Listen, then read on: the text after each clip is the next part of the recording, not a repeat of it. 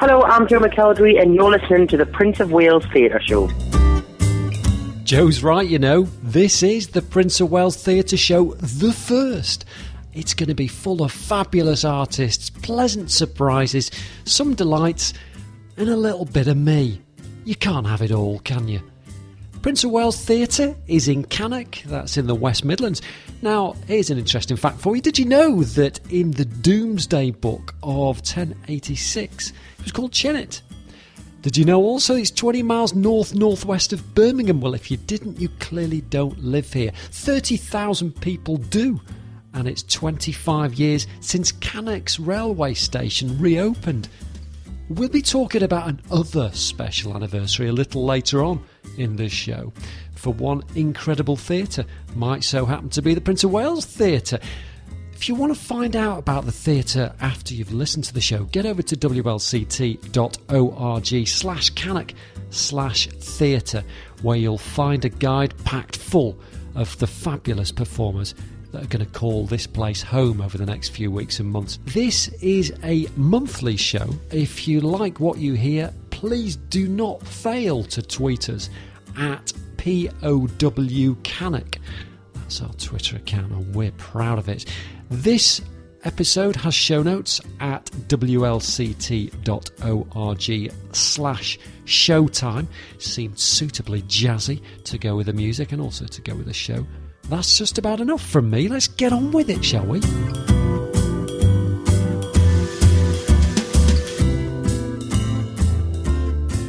Now, we did promise you some very special guests on this show, and yeah, we've got Joe McElderry coming up later, but more importantly, we've got the theatre manager of the Prince of Wales here with us today. It's Richard Cave. Richard, how are you doing? I'm really good, Dave, and delighted to be on the very first show. I know, the inaugural, very special episode. Not just special because it's the first, but we're going to talk to you about something extra special that's happening at the theatre this autumn. But let's not jump the gun.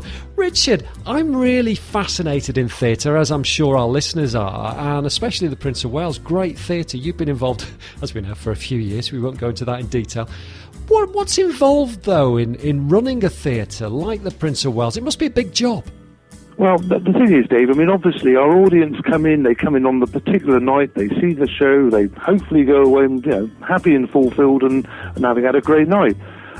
A lot of work has been involved in getting that show on in the first place. Sure. From the very, very initial contract negotiations, and believe you me, Dave, they're many and varied. And then we're trying to fit dates around a tour program. I mean, you mentioned Joe McElderry. He's probably out on a 40, 50-day tour. Yeah. So they're talking to a number of venues. We're talking about what dates we've got available. And all those sorts of things need to fall into place before we can sign a contract and guarantee that we're going to bring the show to Cannock. But I mean, that very much is just a start, because I mean, there's no point in booking a show if we're not going to have an audience. They always say, don't they, the very best shows come from the theatre, and I'm sure on this show we're going to hear lots and lots of those wonderful tales from you into the future. So one of the many reasons why we started this show, actually, Richard, wasn't it really? Just to bring the excitement to more people of the theatre, because we've got all these films, we've got the internet. I mean, without the internet, we wouldn't have this show, but there's so many distractions these days. There's nothing quite like the theatre, is there? So that's why it's so important that more people learn to love it, learn to come to see it. Absolutely, Dave. I mean, the media and the entertainment options out there. I mean, they're numerous and they're enormously varied these days.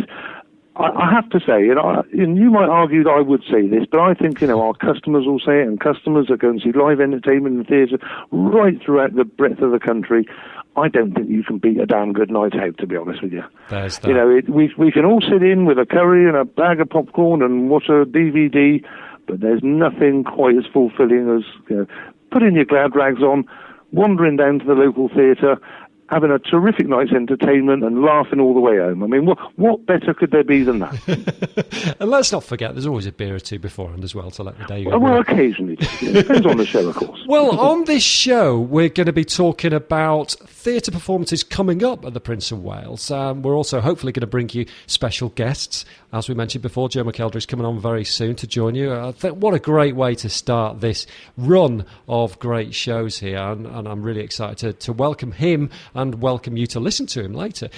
But before we get stuck into some of the shows that we're going to be hosting at the Prince of Wales, I'm really curious, Richard, about how you decide when to bring an act to the Prince of Wales, because you clearly do panto, very, very popular that is too. But other than that, the seasons, I mean, how do you decide who goes on when on that stage of yours? To be honest with you, David, that's a bit of a two-way process. Obviously, certain acts are out at certain times. They can be out promoting an album, or indeed if they're coming from abroad, they're only going to be in the country for a specific period of time. And one of the artists who I'm going to mention later as a flavour for the autumn, is going to be coming over from the United States of America, and they will be here for a period of time. So obviously that dictates when we can put that show in. Outside of that, though, there's many, many shows out there and acts out there who are working all year round in the UK. And then I guess it's up to me to look at a particular season, see what we've already got in, make sure that we've got a real balance of shows. Hopefully there's something that appeals for everyone, and we're not overloading it with a certain type of show.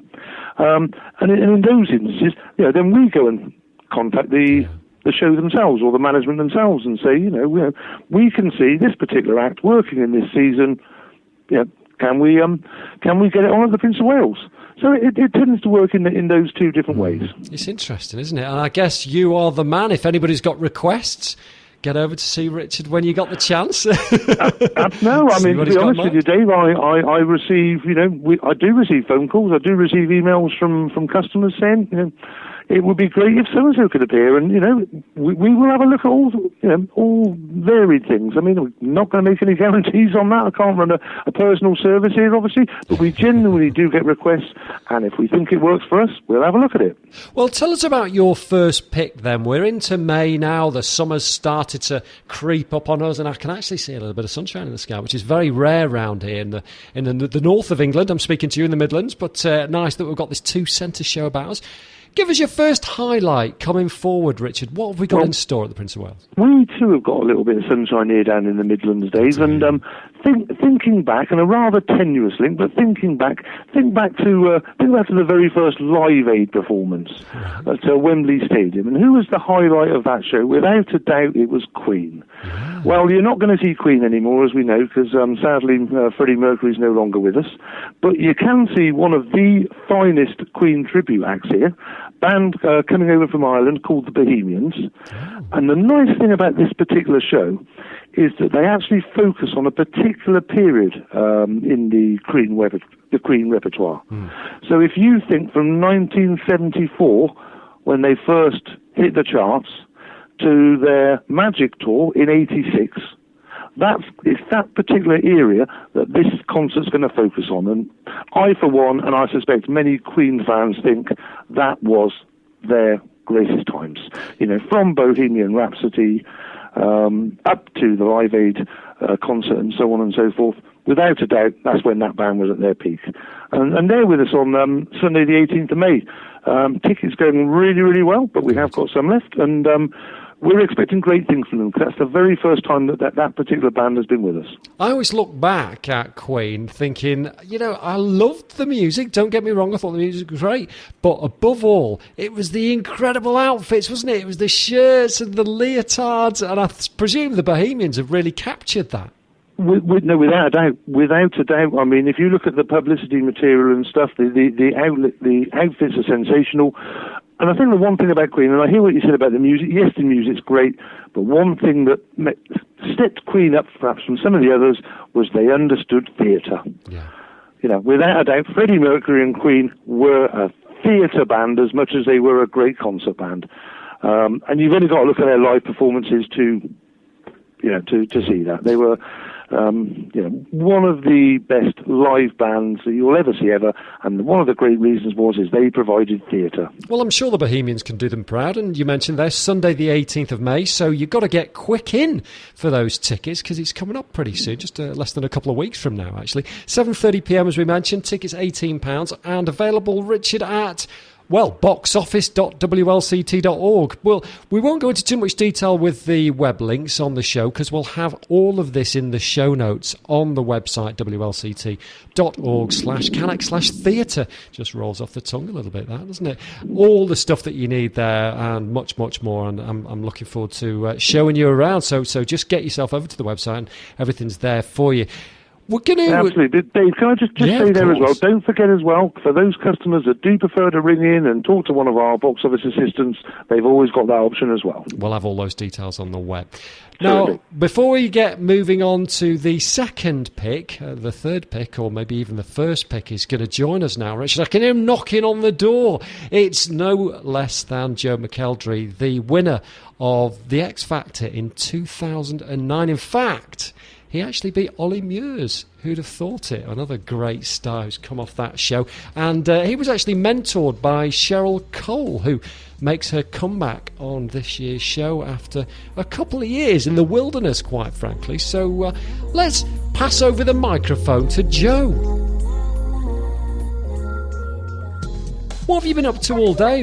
How does the average Wednesday see Joe McElderry? The average Wednesday. Well, today I've been off. I've been off today and I've been doing lots of press and promotion for the shows. But normally, like last week, I had a show last week. So normally I would be at the venue by now and I'd be sound checking and getting ready for the show. You know, normally in the sound check, I normally do about an hour and a half sound check and kind of fix anything that went wrong in the show the night before, or add a new song in, or just tighten things up. You know, it's kind of like we'll do like a quick rehearsal every night before the show. Joe, it's amazing to me that 5 real short years since you exploded onto the scene, yet you're virtually a veteran. You know, I look around and look at everything you've done and everything you've achieved, and talk about growing up quick. Does fame really make you live life faster than you ever have before? How have those 5 years been? Well, I don't think it's fame. I think it's the job. You know. Yeah. The music industry is a very fast-paced. There's so much music around, and secondly, there's so many things going on in the music industry now that people do that you have to kind of keep at that pace. Otherwise, you know, you get left behind in a sense. So it is a very fast-paced job, but I like that. You know, I'm one of these people. I get bored very easily. I don't like being in the same place for more than a week, so it works well for me. But having said that, you know, it's a very it's a cutthroat business, you know, and I did have to grow up very quick. And you've got to be very switched on, and you know, not take any rubbish off people, because people do try and, you know, take advantage, I think, of your profile or of your job, you know. You're definitely a real modern guy, very stylish, very of the moment, and there's probably no more reflective way of proving that than on social media. As I was pushing pixels today, I'm a web developer by trade, so I get very engrossed in the bore. But at the same time, I do a lot of stuff on Twitter. And you know, when you've got famous, when you've got a following of devoted fans who actually name themselves on Twitter after you. I've seen at Joe McElderry fan, you name it, they're all after you. It must be incredible to see this and to think a few short years ago, you were one of the fans yourself. Has it really changed your life? Can you remember what life was like before celebrity came around? 100% it's changed my life. You know, it was a massive platform, obviously, doing X Factor and coming off that. And I always say this, you know, you can have as much publicity, as much, you can have so many people behind you trying to make something work. But if you don't have a solid fan base that'll support you through thick and thin, then you can't get anywhere, you know. And the only reason that I've been able to do so many things in such a short space of time is because of the fans. You know, they're so loyal. They come to the shows. They like promoters on Twitter. They do all of that stuff, and they're incredible. But yeah, I mean, I kind of I went back and did a local show recently in my hometown, and I used to actually be a dishwasher there. I used to wash the dishes in the restaurant at the theatre, and we did 4 shows there on the tour, and it kind of took us back to like how I felt when I used to work there, you know, like just being a really kind of naive teenager, not really knowing what was, where or what was going to happen, with my career or in life even. I had just left school. So I kind of went back to that feeling and I was like, wow, I really have come a long way, and it's all thanks to people's support, because without that, I couldn't do this job. So back in 2009, when it's funny, isn't it? You beat Ollie Murs to the title. You got that big shot at fame, which was amazing. But in those 5 years, how have you changed? How has your singing changed? How have you yourself changed, Joe? I think I've definitely, I've grew up a lot, like mentally, physically even, like every way, I look back now at how I looked then physically, and I was a little boy. I was tiny, like I still had a really big, like a baby face, and like I feel a lot more grown up now, and I probably will look back next year and 2 years time and think that I was a baby now, because I think still I'm only 22. Yeah. I'm not that old, But it's I think I have had to grow up quick, and you just become a lot more mature because of you're making big decisions, big career decisions at a very young age. You've really got a good support behind you, which is great. You've got Set Your Soul Alive tour as your latest round of shows. What can we expect from you on this tour, Joe, and how's it going? I've had the most fun I've ever had on a tour with this tour. It's the longest tour I've ever done. And it's the funnest show, I think, actually, because it's literally, the set list is all material off the past 4 albums, some new stuff as well, brand new written songs that nobody will ever heard before. So you're getting to hear brand new music at the show. Some of the classical stuff, I'm literally just singing what I want to sing on this show. I haven't had an album out for about a year, so I can just kind of sing all the songs off the past 4 albums. So it's just a really fun show, and there's stuff, if you want to just hear, a few ballads, there's ballads in there's up-tempo stuff that you can sing along and dance to and feel like you're at a pop concert. If you want to hear the classical, I try and make something there for whatever you're coming to see at a show, you get in the show, It covers, it's ridiculous the amount of genres it covers, which makes my life very hard, but it's great for an audience. I bet it is. And what happens after the tour, Joe? Where does that see you? Well, we'll finish at the end of June, and I've already just announced a few more dates in October and a few Christmas dates as well, which are on my website, joemckelderryofficial.com. And and then I need to start working on an album. I need to get back in the studio and start writing some more material and finding some great songs to put on an album and release one. Brilliant. Well, your fans are waiting for that too. Thursday, the 5th of June 2014 is when we see you at the Prince of Wales Theatre in Cannock for your Set Your Soul Alive tour. I presume you're going to be watching the next round of X Factor shows as well. Good to see your old mentor, Cheryl Cole, back on the hot seat. Yeah, I'm looking forward to it. I always watch it every year when it comes on, when I get a chance and stuff, and it's a great show. It's a great platform for people coming into the industry, and it's great entertainment. It's brilliant entertainment.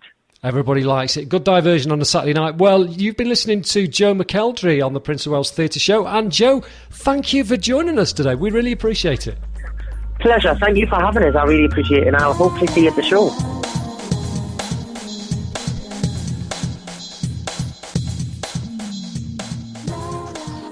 I really enjoyed that. That was Joe McElderry, as we mentioned. He is, in fact, let's be honest, Richard, this is your show. Tell us when Joe is coming over to the Prince of Wales. Right, well, Joe's with us in June, Dave, as you know. He's here on Thursday the 5th. We're really excited about the visit of Joe, actually. I mean, we know he's got a massive following out there. I couldn't believe how many people were on Twitter the moment that I mentioned that he was going to join us on today's show, and I was asking them for their favourite songs, and honest to God, they must have covered his entire discography. It was quite staggering. I'm not surprised, Dave. He's got a really, really strong fan base, and I will say to anyone who's listening to this particular podcast, tickets are going very, very fast for that show. So if you pick it up on this and you want to get in touch with us, you probably do need to get going quickly. As we mentioned before, boxoffice.wlct.org, or you can call the box office in voice form on 01543 578 762. We did tease you earlier about a little special something going on in the autumn. I don't think we're quite ready to tell you yet, but hang on, because I swear to God this will be worth your while. Before we do, tell us about your second pick, Richard. Okay, Dave. So different here. We've had a Queen tribute, we've talked about Joe McElderry, and now on Wednesday the 21st of May we're bringing a little bit of culture to Cannock. We've got a terrific young ballet company called Ballet Theatre UK. All professional dancers, all come through very, very reputable professional ballet dance schools, and in many instances this is their first or second trip out into the professional world. They've been with us for a couple of productions before, and the reviews that they received were, to be frank, outstanding. And on the 21st of May with us, they're doing a production of Hans Christian Andersen's The Little Mermaid. I have to say, Dave, the sets and the costumes that they bring with them are just simply stunning. The standard of dance is wonderful. But the one thing that grabs me about this particular dance school is the enthusiasm. You watch the show and the dancers are so enthusiastic. They're fairly new to the profession professionally, and they want to impress. And the standard is extremely high, and we're very, very much looking forward to bringing ballet to Cannock. Now, I hear about ballet theatre, and I've seen the usual, the big names, the Sleeping Beauty, the Nutcracker Suite. I've seen all these great ballets before. Is there a difference between what we would consider ballet and ballet theatre, or is it just a kind of a more colourful, flamboyant version of what we'd expect from a traditional ballet? Yeah, I think with ballet theatre, all it does, it just allows you to be, as you said, Dave, a little bit more wide-ranging in your choice of repertoire. Because your traditional ballet companies will principally stick to the big names, the Nutcrackers and so on and so forth. And I think this particular company, what they do, they're a little bit more adventurous with their choice. So in this, to use this as a classic example, they picked a classic fairy tale that we all know, The Little Mermaid, and they've devised a full-scale ballet around it. And I think that little bit of extra variety in terms of their programming, makes all the difference. And The Little Mermaid, an extremely popular tale. Obviously, Disney thought it important enough to make a full-scale film about it, and now you can see it in dance, in ballet format at the Prince of Wales. Dancing towards the end of May, and the Indians afterwards, Billy Pearce after that, and the Sooty Show. And we mentioned, of course, the Bohemians, who are coming in on Sunday the 18th of May earlier on in the show. It's a rip-roaring season over the Prince of Wales Theatre in Cannock. And you were listening to the Prince of Wales Theatre show. This is our very inaugural, the maiden expedition for the show. I hope you're enjoying it so far.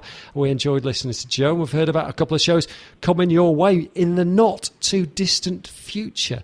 But looking slightly further afield, and I don't want to steal away your summer and your sunshine, because there's lots of that to come, we know, and we certainly hope. I'm not going to be down the bookies though, Richard, I tell you, not after last year. But looking at a little further, a few weeks away, a very, very special occasion for the Prince of Wales Theatre, isn't there?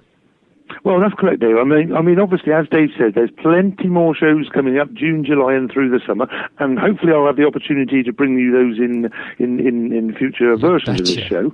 But just to give listeners just a little heads up, in the autumn of this year, it's the Prince of Wales Centre's 30th birthday, and we intend to put on a really, really busy programme, very much profiling all the types of shows and varied, wide range of entertainment that we've had on over the years, and that will very much be reflected in the programme. It's going to be it's extremely busy period for us anyway, always our busiest period of the year. But I think there's going to be that little extra buzz about the Prince of Wales Centre, knowing it's our 30th birthday, and knowing we've got those celebrations to look forward to, and there'll be certainly more information on all of those shows to come, Dave. The old girl's looking pretty good. Imagine what it'd be like when we're 30, Richard. My goodness me, I can look forward to that with relish. Yeah, I wish, Dave. Well, thank you so much for joining us on today's show. Not only you, Richard Kay, the manager of the Prince of Wales Theatre in Cannock, but you, the fabulous audience. We're looking forward to sharing many more shows with you into the future. And thanks again to Joe McElderry as well for joining us on the show. And I hope you can see him in June at the Prince of Wales Theatre. But you'll have to be quick, like Richard said, because really tickets are very, very short and we want you to be there. So get over to boxoffice.wlct.org if you want to book online, or you can ring the Prince of Wales, as we mentioned earlier. The box office is there to take your call on 01543 578 762. That's a wrap for the very first episode of the Prince of Wales Theatre Show. Looking forward to seeing you again soon. Bye for now.